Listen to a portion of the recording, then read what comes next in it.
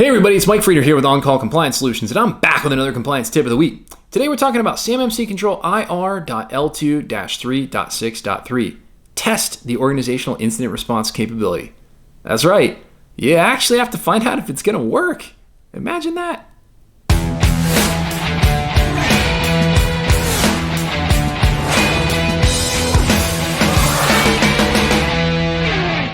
So hey, if you're a defense contractor who's feeling overwhelmed, tired, and alone, trying to understand all of this DFARS, NIST SP 800-171, and CMMC compliance stuff, I've got great news for you. You found your home here at On-Call Compliance Solutions, where we can help you transform into your company's on-call compliance hero. Let's jump into it. So, why test? Because paper plans don't save you from real-world disasters. And at the end of the day, if you haven't tested it, well, nobody really knows if it's going to work. CMMC IR.L2-3.6.3 is the cybersecurity equivalent of a fire drill. You might think you've got a solid plan, but if no one knows what to do when the fire alarm rings, well, your company's incident response is toast. This control is about putting your plan to the test, not hoping it works, actually proving that it does. Control breakdown. What does test your incident response capability actually mean?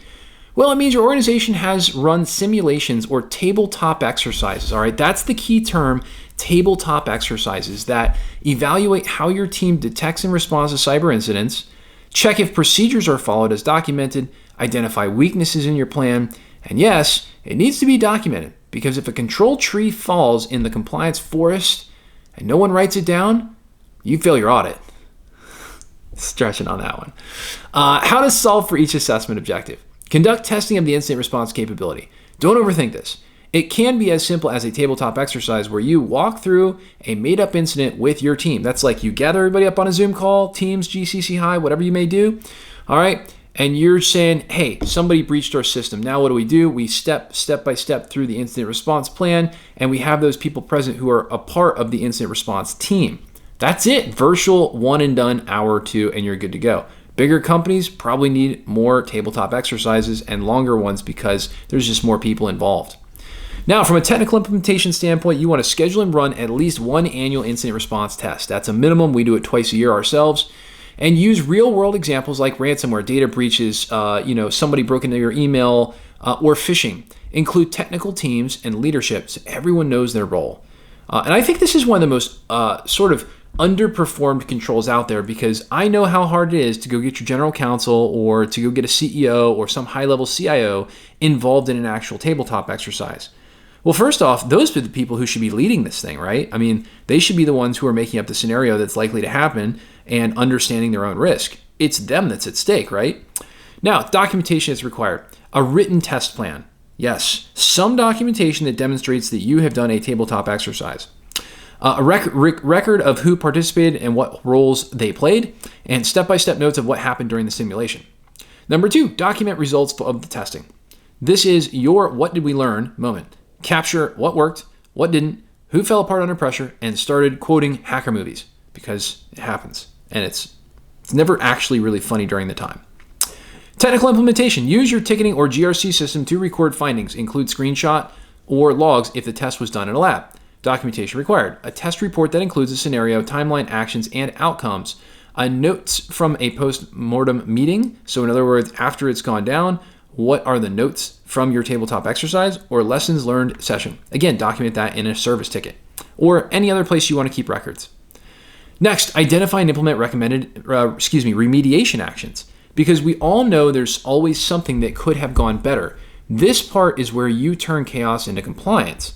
Now, from a technical implementation perspective, we want to create remediation tickets in your tracking system, assign deadlines to owners, update your incident response plan if you could be doing something better. All really super critical stuff. Documentation that's required, update IR policy or SOPs if anything changed, tracking logs showing remediation status. And here's a pro tip from us, the compliance trenches. If you don't test it, you don't own it. And the assessors will absolutely ask, when was the last time you actually tested this plan? You need proof that your team didn't just nod at the policy, they lived it, and they know what will happen. So again, I think this is something that's just so unbelievably critical that just really doesn't get done as much as it actually should be being done. Believe me, your team's going to act a whole lot better and less people are going to quit because they're freaked out about a serious incident if they've practiced it before. Now, how can On-Call help? At On-Call, we don't just hand you a policy and say, have fun figuring this out. We run tabletop exercises with you, coach your team, and even provide the test templates and documentation that make auditors smile. If you need someone to fake hack you and help document the lessons, guess what? We do that too. We will actually help you run your tabletop exercises. Now, just part of being your friendly neighborhood compliance nerds. This is what we do. We love to do it. And we've got years and years and years of experience helping really, really big companies and really, really small companies put on reasonable in-scope tabletop exercises. And again, the good news is it's also part of our virtual compliance officer service. Or we can do this independently depending upon the size company you are. And hey, if you're banging your head against that tabletop, I have good news for you. Because at On-Call, we take defense contractors who have had this DFARS, NIST, CMMC, ITAR, and EAR information security compliance stuff dropped in their laps like a seagull on a sunny day.